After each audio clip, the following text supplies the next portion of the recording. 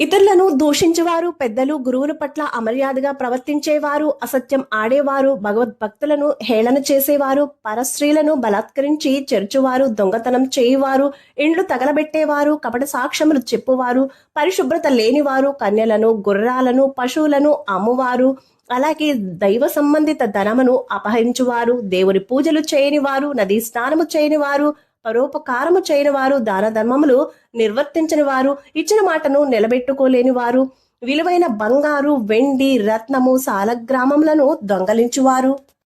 వ్యభిచారులు, చోరులు, బలవంతంగా వేశ్యా కులమందు త్రోయివారు, సోదరుల భార్యతోనూ, గురువుల భార్యతోనూ, స్నేహితుల భార్యలతోనూ రమించువారు, జార స్త్రీలను, తమ కన్నా పెద్ద వయస్సు గల స్త్రీలతో రమించువారు, దగాకోరులు, హంతకులు, జీవహింస చేయువారు, పేదలను హింసించువారు, కఠినాత్ములు,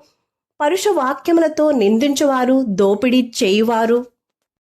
తల్లిదండ్రులను హింసించువారును, వివాహములను చెడగొట్టువారును, తాను ధర్మము చేయక ఇతరులను కూడా చేయనివ్వని వారును, శరణన్ను వారిని రక్షించని వారును, పరధనానికి ఆశపడేవారును, చేసిన మేలును మర్చిపోయేవారు, తాను తీర్థయాత్రలు చేయక ఇతరులను కూడా చేయనివ్వని వారును, ఎగతాళి చేసేవారిని, అలాగే అరిషడ్ వర్గములకు లోనైన వారు, వీరందరూ కూడా బ్రహ్మహత్య మహాపాతకానికి గురి కావాల్సిందే.